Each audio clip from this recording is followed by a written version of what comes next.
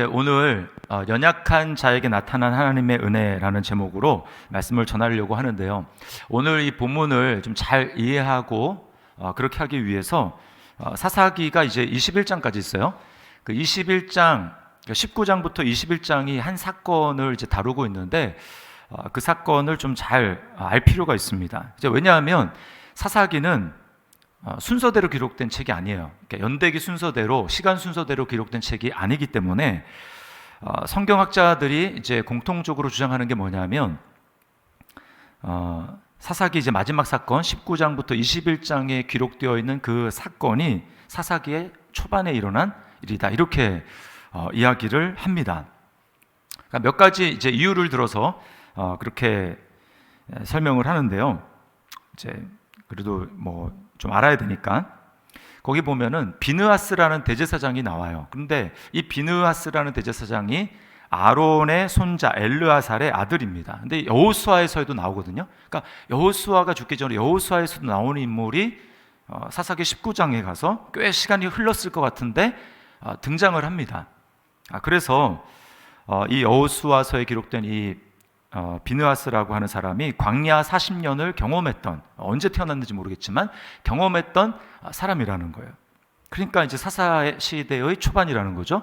뿐만 아니고 사사 시대가 이제 점점 갈수록 지파 간의 연합이 별로 없습니다. 처음에는 가나안 땅에 들어갔을 때 12지파의 연합이 잘 이루어졌어요. 근데 19장부터 21장에 보면 그 연합하는 사건이 아주 잘 나옵니다. 그래서 심지어는 그 요단강 동쪽에 있는 제일 먼저 땅을 차지한 그 두 지파 반 있죠? 그 두 지파 반까지도 다 모이는 그런 장면이 나옵니다. 그 외에도 여러 가지 이유가 있는데 뭐 다 설명드릴 수는 없고, 어쨌든 19장부터 21장까지 나오는 그 내용, 그것은 바로 사사기 처음에 일어난 일이라는 거예요.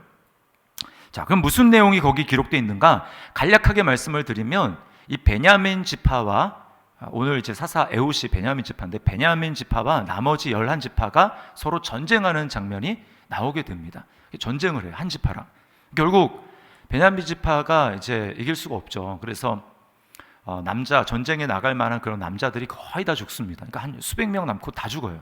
그러니까 완전히 한 지파가 그냥 없어질 그런 위기 가운데 처하게 된 것입니다. 그래서 이제 하는 수 없이 그러면 안 되니까 이제 화친을 맺고 어쨌든 이제 번성해야 되니까 어떤 이제 그 장로들이 결정을 내리냐면, 이제 해마다 실로에 축제를 하기 위해서 사람들이 오는데, 그때 처녀들이 이제 춤을 추러 올 때 그 사람들을 이제 쉽게 얘기하면 보쌈입니다.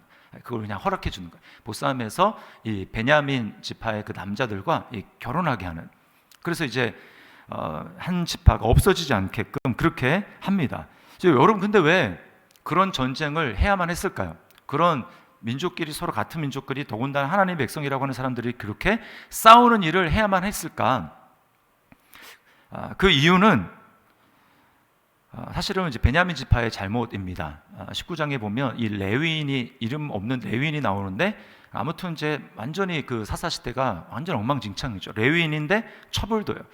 그 첩이 근데 이 남편을 두고 나가서 이제 바람을 피고 간음을 합니다. 그래서 이 레위인이 그 아내 첩을 찾으려고 이제 그 돌아다니다가 만났어요. 만나가지고 다시 데려오는 그 중에 날이 저물어 가지고 이제 어디에 머물까 하다가 이제 머물게 된 곳이 기브아라는 땅인데, 거기가 바로 베냐민 지파에 속한 땅입니다. 근데 원래 이제 날이 저물고 그러면 눈에 보이지 못하던, 그동안 발견하지 못했던 그런 이 나그네들, 그런 사람들이 보이면 어떻게 하는 게 그 당시에 예의고 덕이냐면 그들을 자기 집에 초대하는 겁니다. 자기 집에 초대해가지고 먹을 음식을 주고 잠자리를 제공해 주는 것이 그 당시에 관례였어요. 근데 아무도 나와보지 않는 것입니다. 아무도 뭐 그 사람들이 뭐 어디서 온 사람인지 전혀 이제 맞아들이지 않는 거예요. 하다못해 이제 그것을 보다가 한 명의 이제 노인이, 베냐민의 지파의 한 노인이 이제 그들을 초청하게 되죠. 자기 집에 머무르게 됩니다. 그런데 이제 더 큰 문제가 발생을 해요. 베냐민 지파 그곳에 사는 사람들의 남자들이 다 그 집에 몰려와가지고, 오늘 너희 집에 들어간 그 남자를 내놓아라. 우리가 동성 그 성관계를 하겠다. 이렇게 이야기를 한 것입니다. 여러분, 이게 아주 충격적인 일이죠. 사사기 초반에 이런 일이 있었다는 거예요. 이거 마치 소돔과 고모라에서 일어난 일이 똑같이 지금 하나님의 백성이라고 얘기하는 그 땅을 점령한 그 베냐민 지파에서 일어나고 있는 것입니다. 그래서 하는 수 없이 이 레위 지파 그 레위인의 자기 첩을 내줍니다. 그래서 밤새도록 성폭행을 당하고 결국 이제 시체로 발견이 되는 거예요. 완전히 엽기적인 일이죠. 그래서 그 시체가 된 그 첩을 자기 나귀에 싣고 자기 집으로 돌아옵니다. 그 다음에 이제 그 시체를 12토막으로 나누어 가지고 각 지파에다가 보냅니다. 완전히 발칵 뒤집혀졌어요. 어떻게 이런 일이 이 땅 가운데 일어날 수가 있는가? 그렇게 해서 이제 베냐민 지파와 전쟁이 그래서 벌어지게 된 것입니다. 여러분, 이게 오늘 본문은 바로 그런 전쟁이 일어난 지 얼마 되지 않았을 때에 일어난 일이에요. 엄청 충격이죠. 그래서 오늘 본문에서 처음 우리가 좀 생각해 봐야 되는 것이 뭐냐면, 하나님은 자격 없는 자를 사용하신다라는 거예요. 이스라엘 백성들이 또 이제 하나님 앞에 범죄를 해가지고 하나님이 이제 이번에는 모압이라는 그 나라를 일으키십니다. 모압, 이게 요단강 동쪽에 있는 나라예요. 거기 모압과 암몬 형제 국가인데, 그리고 이제 아말렉까지 동원해가지고 이스라엘 나라를 지금 치겠다고 온 것입니다. 그래서 자그마치 18년 동안을 아주 괴롭게 하는 거예요. 그래서 이스라엘 백성들이 이제 자기가 너무나 힘들고 죽게 생겼으니까 하나님 앞에 다시 부르짖어서 기도합니다. 하나님께 부르짖어요. 그러자 하나님께서는 구원자 사사를 일으키셨는데, 그 사사가 오늘 나온 이 에훗이라는 사람입니다. 자, 15절을 여러분 다시 15절을 보세요. 자, 같이 한번 다시 읽어보겠습니다. 시작. 이스라엘 자손이 여호와께 부르짖음에 여호와께서 그들을 위하여 한 구원자를 세우셨으니 그는 곧 베냐민 사람 게라의 아들 왼손잡이 에훗이라. 이스라엘 자손이 그를 통하여 모압 왕 에글론에게 공물을 바칠 때에, 자, 이 에훗이 지금 어느 지파 사람이라고요? 베냐민 지파. 우리가 앞에서 살펴봤지만, 아니 뭐 다른 지파 다 놔두고 그 있는데 왜 하필이면 하나님이 그 많은 지파 중에서 형제들 그 지파에게 칼을 겨누고 서로 싸웠던 그 지파에서 하나님은 굳이 사사를 내실까 이해가 안 되는 것입니다. 나그네를 제대로 한대하지도 않았고 하나님께 불로 심판을 받은 소돔과 고모라와 거의 다를 바가 없는 그런 지파, 뭘 볼 것이 있다고 하나님은 그들 중에서 사사를 낼 수가 있는가? 이해를 할 수가 없어요. 뿐만 아닙니다. 에훗은 그 지파상으로도 이제 자격이 없을 뿐만 아니라 개인적으로도 정상이 아니었어요. 여기 이제 왼손잡이 에훗이라고 우리가 지금 읽었잖아요. 왼손잡이 에훗. 그런데 원문에 보면 어떻게 되어 있냐면 오른손에 장애가 있는, 이렇게 되어 있습니다. 오른손에 장애가 있는.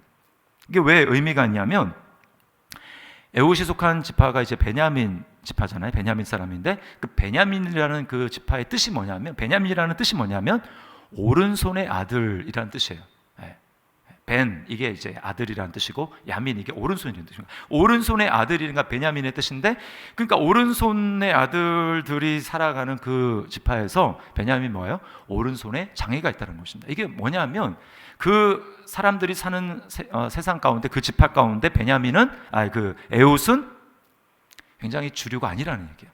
비정상이라는 얘기입니다. 저 사람 문제가 있어 라고 생각할 만한 그런 사람이 바로 에훗이라는 사람인 거예요. 사람들이 사사로 그 에훗을 세웠을 때 아마 굉장히 수군거렸을 것입니다. 아니, 하나님은 어떻게 저런 인간을 사사라고 세울 수가 있지? 자격 미달이잖아. 다른 지파는 몰라도 베냐민 지파는 아니지. 그러면 안 되지. 그리고 저 에훗이라는 사람은 베냐민 지파 중에서도 자격 미달이잖아. 하자가 있는 사람이잖아. 그런데 하나님은 그런 에훗을 사사로 세우십니다. 그리고요, 에훗의 그런 연약함을 오히려 강점으로 하나님이 바꾸세요. 오른손에 장애가 있기 때문에 왼손을 쓸 수 있었죠. 그리고 칼을 이제 그 같은 쪽에 빼기가 어렵잖아요, 칼을. 그러니까 반대쪽으로 빼야 됩니다. 그러니까 왼손이기 때문에 오른손에다가 오른쪽 그 다리에다가 칼을 허벅지에다가 감출 수가 있었고, 그리고 이제 그 모압 왕을 만나러 갈 때 몸을 수색할 거 아닙니까? 독대를 하는데. 근데 그 수색을 하지 못하는 거예요. 왜냐하면 오른손에 뭔가 장애가 있기 때문에 저런 병신 같은 사람이 뭘 하겠어 라고 하면서 오히려 경계를 소홀히 하고 그랬기 때문에 그 모압 왕을 독대하면서 찔러 죽일 수 있는 그렇게 이스라엘을 구원하는 사사로 쓰임을 받을 수 있었다라는 것입니다. 제가 그 에웃을 사사로 세우신 하나님을 좀 묵상을 하면서 저는 참 많이 위로가 됐어요. 저는 목사로 참 자격이 부족하다고 생각을 합니다. 인격적으로도 모자란 점이 참 많고 부족하죠. 그리고 저를 보신 분들은 알겠지만 제가 굉장히 소심합니다. 눈치도 많이 보고 또 리더십도 약하죠. 세심하게 사람들을 살피면서 격려하고 이런 부분을 그리고 또 잘 하지 못합니다. 부목사 때는 저 이런 모습이 잘 드러나지 않았어요. 그래가지고 저는 제가 꽤 괜찮은 사람이라고 생각을 했습니다. 그런데 이제 담임 목사가 되니까 그게 숨겨지지가 않아요. 다 드러나게 되고 약점이 다 드러나게 됩니다. 그러니까 제가 딱 하나 인정할 수 있는 게 뭐냐면은 제가 괜찮은 사람이 아니다라고 하는 사실, 그거 하나에 대해서는 제가 인정을 할 수가 있어요. 나는 그렇게 썩 훌륭한 사람이 아니야. 그리고 저의 연약한 모습이 이렇게 수면 위로 떠오를 때가 되면 참 이렇게 인정하기가 싫어요. 그런 저의 모습을 참 대면하기가 싫습니다. 그러면 하나님께 푸념을 늘어놓죠. 제가 이제 이 말씀을 준비하면서 떠오른 그 예전에 제가 대학교 다닐 때인가 고등학교 때인가 그때 부르던 찬양이 생각이 났어요. 그게 뭐냐면 여러분도 아마 오래전 신앙생활 하셨으면 기억이 나실 텐데 이런 찬양입니다. 그 똑바로 보고 싶어요라는 찬양. 거기 보면 후렴에 이런 가사가 있어요. 주님, 이 낮은 자를 통하여 어디에 쓰시려고 이렇게 초라한 모습으로 만들어 놓으셨나요? 딱 그게 저의 고백입니다. 하나님, 많은 훌륭한 사람들도 많이 있고 그런데 나 같은 사람을 하나님이 목사로 그렇게 세우셨습니까? 그런데 이 에웃을 보면서 제가 위로를 받는 것이죠. 하나님이 이런 사람을 쓰시는구나. 그러면서 바울 사도가 디모데전서 1장 15절부터 16절에 고백한 게 생각이 났어요.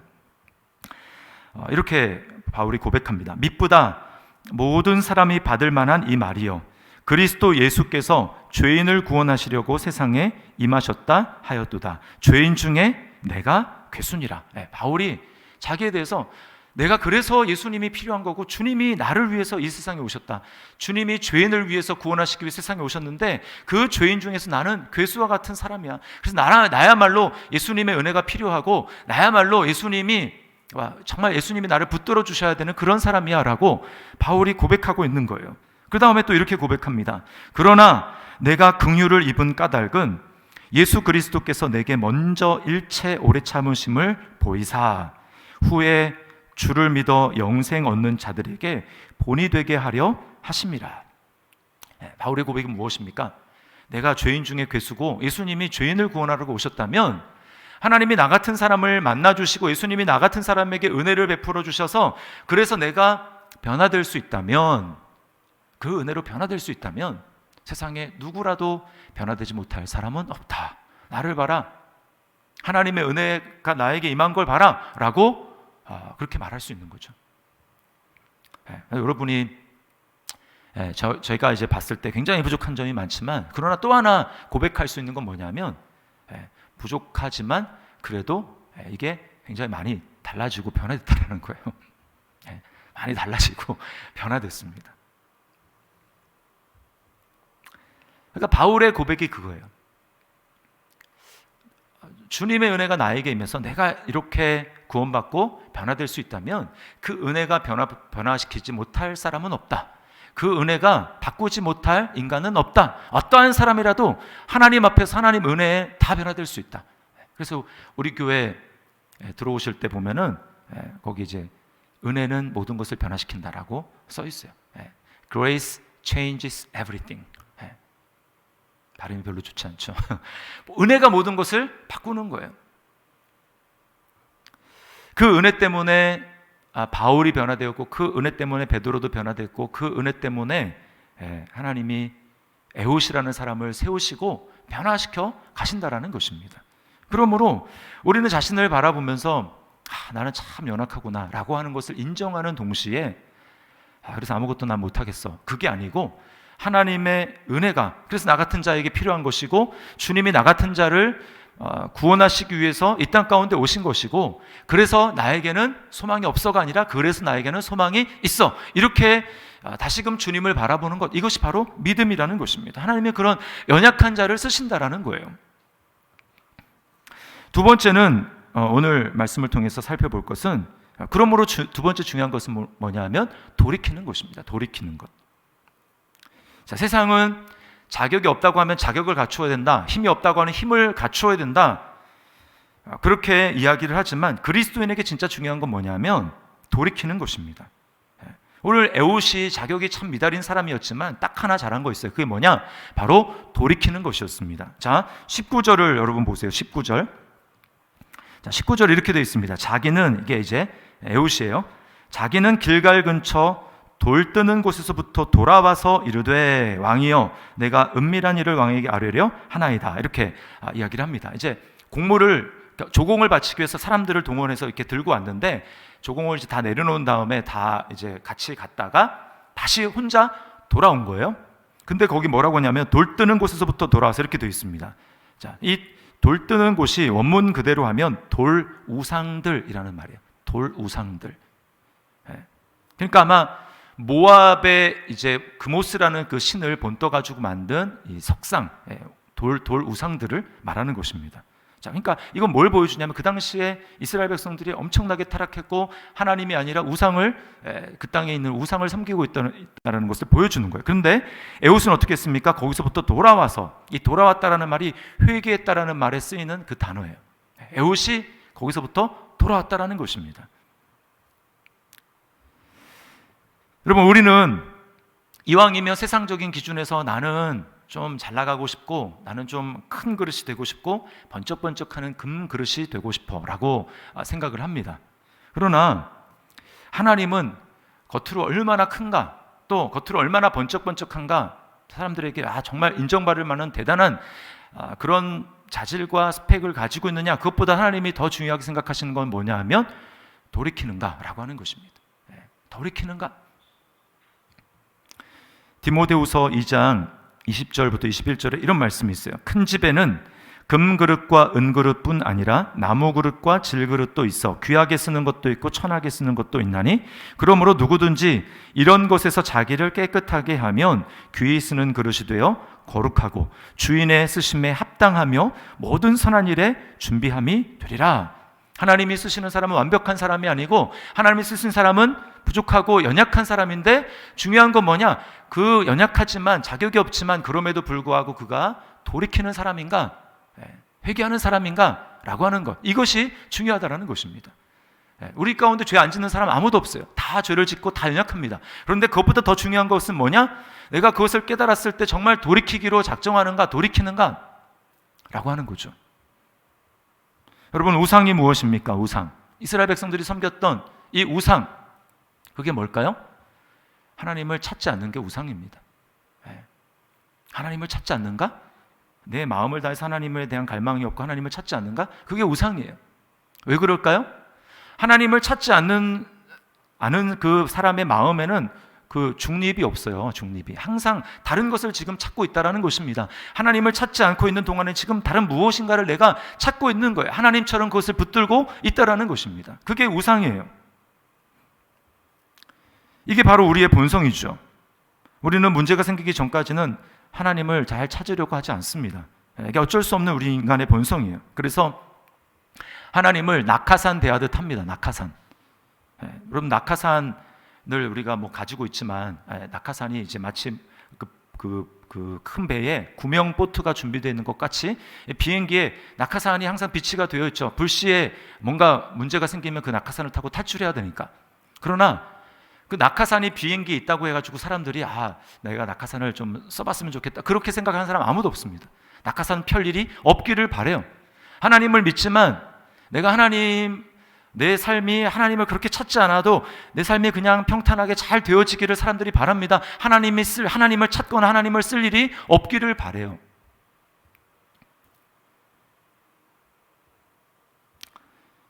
그러다 보면 우리는 내가 낙하산을 가지고 있는지 않는지조차도 자각하지 못할 때가 많습니다. 이건 뭘 말하느냐? 완전히 내가 내 인생의 주인된 삶을 살고 있다는 것을 말해주는 거예요. C.S. 루이스는 이런 말을 했습니다. 우리는 아침에 눈을 뜨면서 새로 맞이한 하루를 하나님의 발 아래 내려놓고자 한다. 그러나 면도를 채 끝내기도 전에 그날은 내 날이 되어버리고 하루 중 하나님께 드리는 몫은 마치 내 지갑에서 꺼내드리는 세금이나 마땅히 내 것이라고 생각되는 시간에서 공제해 드리는 부분처럼 느껴지기 시작한다. 다 누구나 예수님이 나의 주인이시지, 내가 예수님을 섬기지, 그렇게 생각하고 오늘 하루도 내가 주님의 뜻대로 살기를 원합니다. 오늘 하루 내가 내 삶을 하나님 앞에 거룩한 산 제물로 드리기를 원합니다. 그렇게 하루를 눈을 뜨고 그렇게 시작하지만 그게 작정한 지가 불과 얼마 되지 않아서 면도를 하는 순간에 벌써 오늘 하루는 내 거고 내 시간이고, 그래서 주님을 위해서 뭔가를 하는 것조차도 마치 세금을 내는 것처럼 내 지갑에서 꺼내서 하나님 앞에 드리는 것처럼 그렇게 살아간다라는 거예요. 여러분, 만약에 여러분이 하나님이라면 그런 입장에서 어떻게 될까요? 하나님을 찾지 않습니다. 낙하산을 가지고 있는데 그 낙하산을 쓰질 않아요.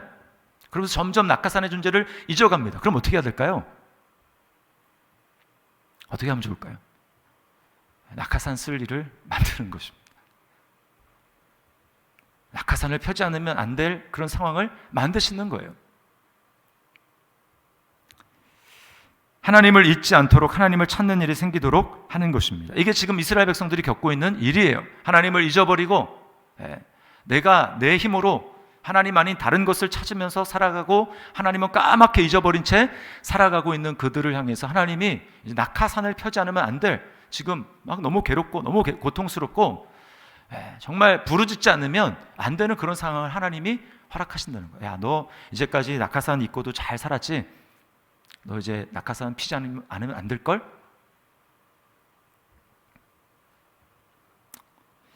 여러분, 그때 우리는 내가 스스로 높아져서 하나님 노릇을 하고 있다는 것을 인정하고 자각하고 거기서 돌이켜야 되는 것입니다. 내가 나를 의지하고 있었구나, 내가 하나님을 찾지 않고 있었구나 라고 하는 것을 깨닫고 거기서 돌이켜야 되는 거죠. 회개해야 되는 것입니다. 여러분, 하나님을 잊고 내가 주인된 삶은 재앙입니다. 재앙. 하나님이 나를 굴복하시고 지배하셔야 돼요. 그것이 복이라는 것을 알아야 됩니다.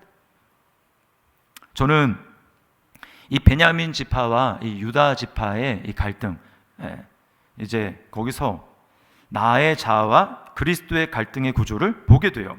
여러분, 이 에훗이 이제 베냐민 지파 아닙니까? 베냐민 지파. 그 베냐민 지파와 유다 지파의 갈등이 그 이후로도 계속이 돼요.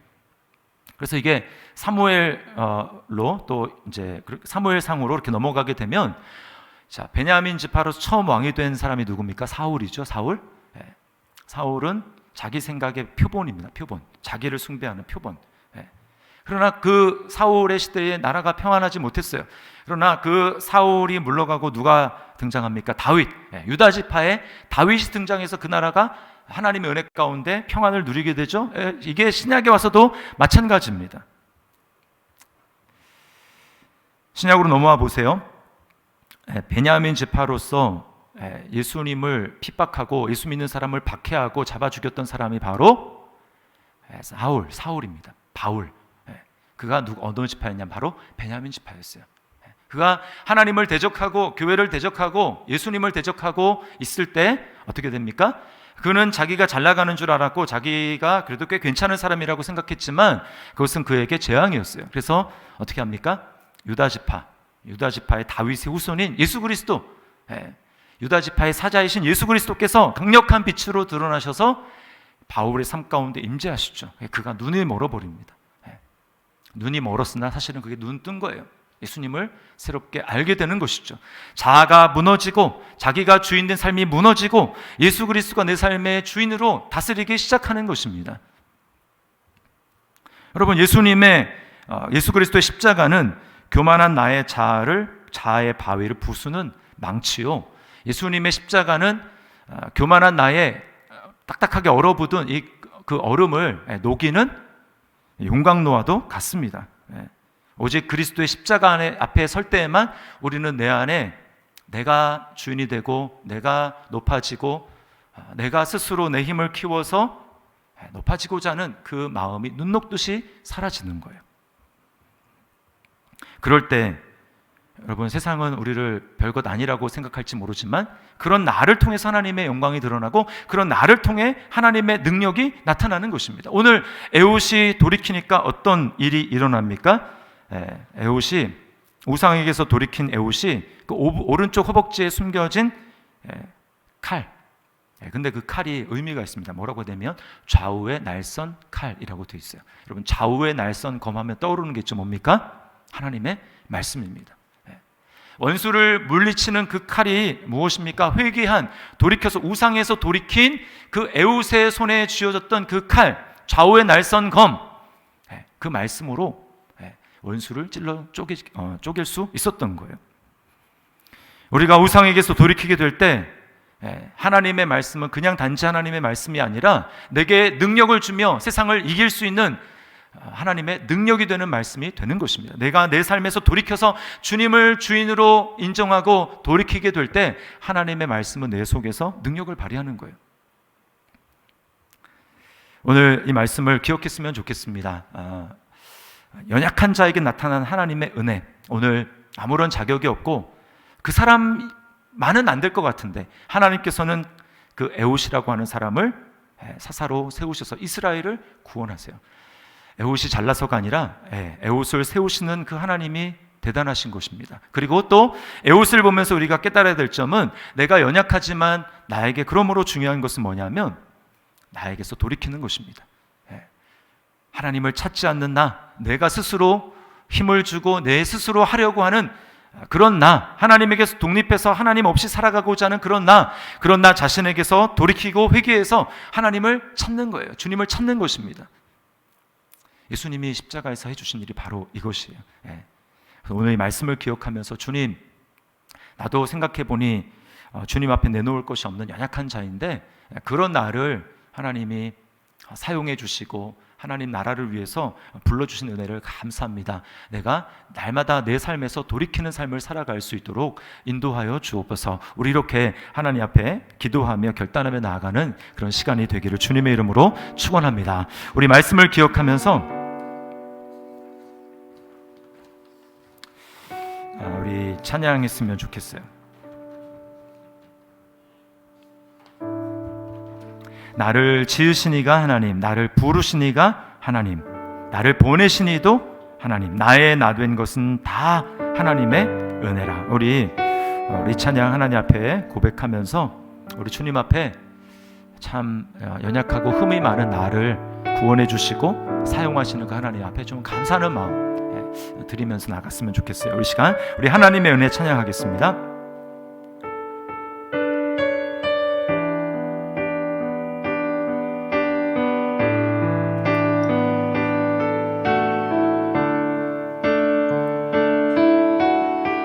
나를 지으시니가 하나님, 나를 지으시니가 하나님,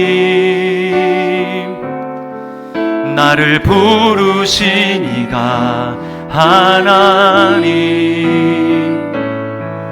나를 보내시니도 하나님, 나의 나 된 것은 다 하나님은 아멘. 그렇습니다. 나의 달려갈 길 다 가도록 나의 마지막 호흡 다 하도록 나로 그 십자가 품게 하시니 나의 나 된 것은 다 하나님 은혜라. 아멘. 한량없는 은혜, 한량없는 은혜, 갚을 길 없는 은혜, 내 삶을 내워싸는 하나님 주저함 없이 나 주저함 없이 그 땅을 맑음도 나를 붙드시는 하나님의 은혜. 처음부터 다시 한번 우리 마음으로 하나님 앞에 고백합시다. 나를 지으시니가 하나님, 나를 부르시니가 하나님, 나를 보내시니도 하나님, 나의 나 된 것은 다 하나님. 아멘. 그렇습니다. 나의 달려갈 길 다가도록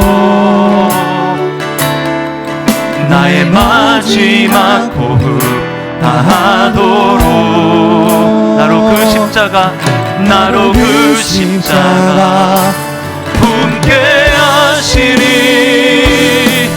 나의 나 된 것은 다 하나님의 은혜라. 한량없는 은혜, 한량없는 은혜, 갚을 길 없는 은혜, 내 삶을 애워싸는 하나님의 은혜.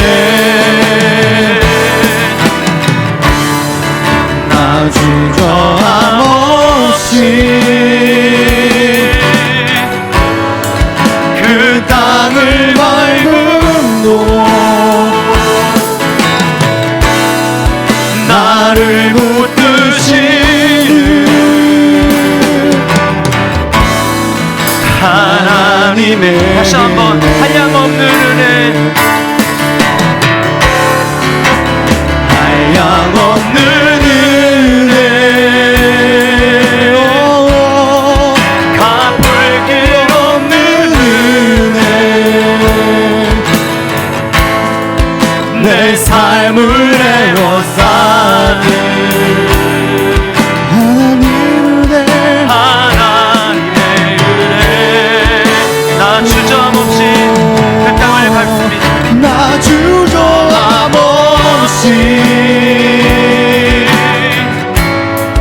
그 땅을 맑음도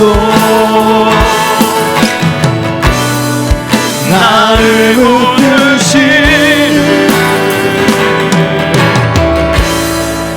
하나님의 오직 주의 사랑에 매여, 오직 주의 사랑에 매여 내 영 기뻐 노래합니다. 이 소망의 언덕, 이 소망의 언덕, 기쁨의 땅에서 주께 사랑 드립니다. 오직 주의 임재 안에 갇혀, 오직 주의 임재 안에 갇혀 내 영 기뻐 찬양합니다. 이 소명의 언덕, 거룩한 땅에서 주께 경배드리. 주께서 주신 모든 은혜, 주께서 주신 모든 은혜, 나는 말할 수 없네. 내 영혼 즐거이 주 따르렵니다. 주께 내 삶 그런 은혜 이 시간 충만하게 부어주옵소서. 오직 주의 사랑에 매여 영 기뻐 노래합니다. 그러므로 소망이 있습니다. 이 소망의 언덕, 기쁨의 땅에서 주께 사랑드리 오직 주님의 임재 안에 더 갇히기를 원합니다. 오직 주의 임재 안에 갇혀 내 영 기뻐 찬양합니다. 이 소명의 언덕 거룩한 땅에서 주께 경배드린 아멘. 주께서 주신 모든 은혜, 주께서 주신 모든 은혜 나는 말할 수 없네. 내 영혼 즐거이 주 따르렵니다. 주께 내 삶을 다시 한번 전심으로 고백합니다. 주께서 주신 모든 은혜, 주께서 주신 모든 은혜 나는 말할 수 없네. 내 영혼 즐거이 주 따르렵니다. 주께 내 삶 드립니다. 우리 시간에 우리 주님 앞에 좀 감사하는 기도를 드렸으면 좋겠어요. 여러분 자신은 어떻다고 생각합니까? 여러분이 정말 하나님 앞에 내놓을 것이 있다고 그렇게 생각합니까? 그렇지 않습니다. 하나님의 정말 십자가 앞에, 주님의 십자가 앞에 설 때에 정말 우리는 아무것도 내놓을 것이 없고 아무것도 자랑할 것이 없고 그런 사람인데 주님께서 그런 우리를 구원해 주셨어요. 주님 나라를 위한 정말 일꾼으로 우리를 사용해 주셨습니다. 우리를 택해 주셨어요. 우리를 불러 주셨어요. 이 시간 우리 그 주님 앞에 좀 감사하는 기도를 드렸으면 좋겠습니다. 그리고 주님, 제가 정말 이 감사를 또 이 감격을 날마다 잊지 아니하며 하나님 앞에 살아갈 수 있도록 인도하여 주시고 은혜가 더 커지기 위해서 내가 하나님 앞에 얼마나 참 보잘것없는 존재인지 이 의식을 잃으면 우리는 은혜에서도 멀어지게 되는 것입니다. 바울 사도가 정말 나는 모든 성도보다 작은 자라고 했다가 그 다음에 나는 모든 사도보다 더 지극히 작은 자라고 했다가 이제는 더 나아가서 나는 죄인 중에 괴수라고 그렇게 고백을 합니다. 주님, 정말 죄에 대한 나의 연약함에 대한 인식이 점점 깊어질 수 있도록 인도하여 주시고 그래서 하나님의 은혜에 대한 감격이 더 깊어질 수 있도록 인도하여 주시고 그 은혜에 대한 감사가 더 깊어질 수 있도록 주님 나에게 은혜를 베풀어 주시옵소서. 우리 시간에 같이 한번 한 목소리를 합심해서 우리 감사와 또 간구의 고백을 하나님 앞에 드리도록 하겠습니다. 기도하겠습니다. 하나님 아버지 하나님 이 시간 주님의 은혜를 간구합니다. 아버지 하나님, 연약한 자를 사용하시고 연약한 자에게 나타나는 하나님의 은혜를 오늘 말씀을 통하여 다시 한번 깨닫게 하시면 감사합니다. 주님, 정말 주님이 아니었으면 아버지 하나님, 아버지 하나님 주의 영광 삶, 아버지 하나님, 정말 아버지 하나님 이러한 삶을 살아가고 있을 주님, 그런 자를 주님이 불러주셔서 깨닫게 하여 주시고 아버지 하나님, 아버지 하나님, 아버지 하나님, 내가 얼마나 하나님 앞에 아버지 하나님 내놓을 것이 없는 부족하고 약한 자인지 주인인지 아버지 하나님 주님 모습은 소망이 하나도 없는 자인지 아버지 하나님 깨달을 수 있도록 은혜를 베풀어 주신 것을 감사합니다. 아버지 하나님, 그 깨달음에 은혜가 점점 깊어지기를 원합니다. 아버지 하나님, 그래서 처음에는 하나님에 대한 은혜의 감격이 있었으나 아버지 하나님 시간이 지날수록 그 은혜에 대한 감격이 사라지고 아버지 하나님 정말 내 자신을 드러내는 그런 존재가 되지 아니하도록 아버지 하나님 인도하여 주시기를 간절히 기도합니다. 주여 역사하여 주시옵소서. 아버지 하나님, 정말 늘 은혜를 말하는 자가 될 수 있도록 인도하여 주시고 나를 뿐만 아니라 아버지 그 은혜가 내 심령 가운데 살아 역사할 수 있도록 인도하여 주시며 아버지 하나님, 연약하지만 그 은혜가 나를 변화시키며 나를 아버지 하나님 바꾸는 그러한 능력이 될 수 있도록 인도하여 주시옵소서. 아버지 하나님, 아버지 하나님, 은혜를 베풀어 주시기를 간절히 기도합니다. 성령님 역사하여 주시옵소서. 이 시간 은혜를 베풀어 주시옵소서. 나를 온전히 사로잡아 주시옵소서. 아버지 하나님에 대한 깨달음과 감격이 아버지 점점 커지게 도와주시고 점점 깊어지게 도와주시고 아버지 하나님 넓어질 수 있도록 인도하여 주시기를 간절히 기도합니다. 아버지 하나님, 그리스도의 은혜의 없네. 아버지 너의 의미와 깊이와 높이와 크기가 어떠한 것을 깨닫기를 정말 간절히 기도했던 것처럼 주여 아버지 하나님 정말 내가 또한 우리 모든 성도들이 아버지 그런 내가 기도하게 도하여 주시길 간절히 기도합니다. 성령이 역사하여 주시옵소서. 주여 은혜를 베풀어 주시옵소서. 역사하여 주시옵소서. 주님, 아무것도 주님 앞에 내놓을 것이 없는 연약하고 부족한 우리를 주님의 자녀로 불러주시고 하나님 나라의 크심을 경험하고 누릴 수 있는 하나님의 백성, 하나님의 자녀로 삼아주신 은혜를 감사하고 감사합니다. 아버지 하나님의 은혜가 시간이 지날수록 더 커지게 도와주시고, 그래서 감사와 감격이 더 커지게 도와주시고, 늘 하나님의 은혜를 찬미하고 찬양할 수 있는 우리의 삶이 될 수 있도록 인도하여 주시옵소서. 우리 숨이 끊어질 때에 그 감사와 찬양이 최고조에 달할 수 있도록 인도하여 주시고, 주님 앞에 섰을 그 천국에서 주님께 더 큰 감사로 최고의 찬성으로 하나님 앞에 영광 올려드릴 수 있는 우리 삶이 될 수 있도록 인도하여 주시옵소서. 주님 이 시간 우리에게 기도용을 부어주시고 전심으로 주님 앞에 부르치며 나아갈 수 있도록 은혜 베풀어 주실 줄 믿고 감사드리며 예수님의 이름으로 기도드리옵나이다. 아멘. 우리 낮의 해처럼 밤의 달처럼 우리 찬양 하나님 앞에 드릴게요.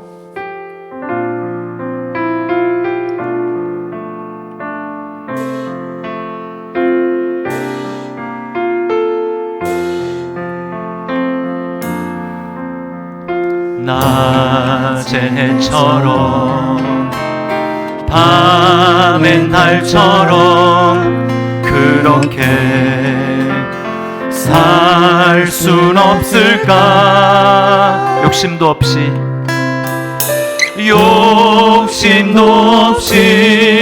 어두운 세상 비추어 온전히 남을 위해 살듯이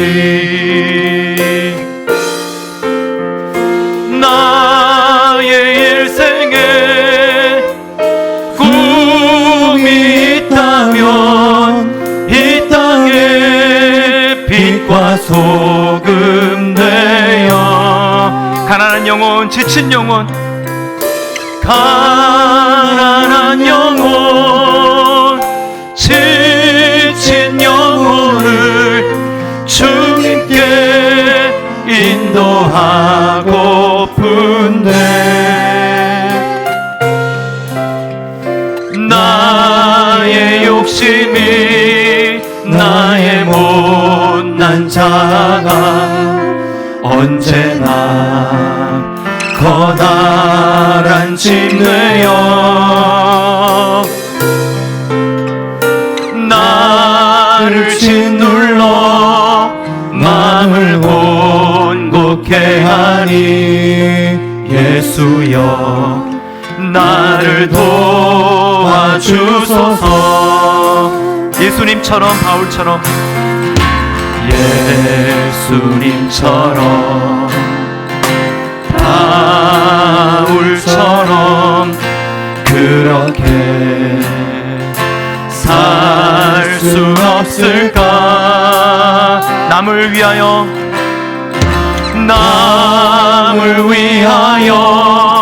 당신들의 온몸을 온전히 버리셨던 것처럼 주의 사랑은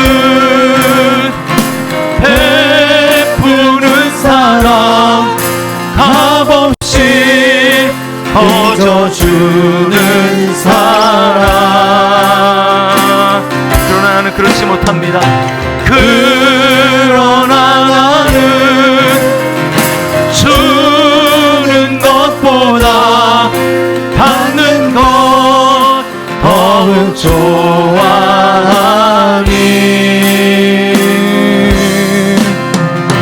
나의 입술은 주님 닮은 듯하나 내 맘은 아직도 추하여 받을 사랑만 계수하고 있으니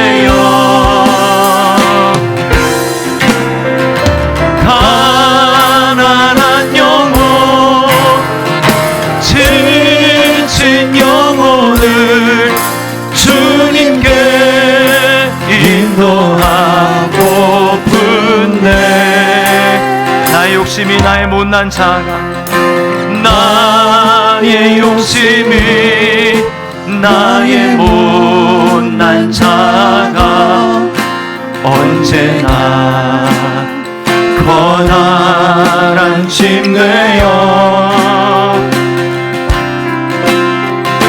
나를 짓눌러 마음을 곤곡해 하니 예수여 나를 도와주소서. 주의 사랑은 베푸는 사랑, 주의 사랑은 베푸는 사랑, 값없이 거저주는 주님 이 시간 그 사랑을 허락하여 주시옵소서. 그러나 나는 주는 것보다 받는 것 더욱 좋아하니 나의 입술은 주님 닮은 듯하나 나의 입술은 주님 닮은 듯하나 내 마음은 아직도 추하여 다들 사랑만 계수하고 있으니 예수여 나를 우리 간절한 마음으로 예수여 나를 도와주소서. 예수여 나를 도와주소서. 우리 시간에 우리 회개하고 주님의 은혜를 좀 간절히 사모하며 기도했으면 좋겠습니다. 우리가 자격이 없고 연약한 자지만 중요한 것은 우리가 돌이키는 것이라고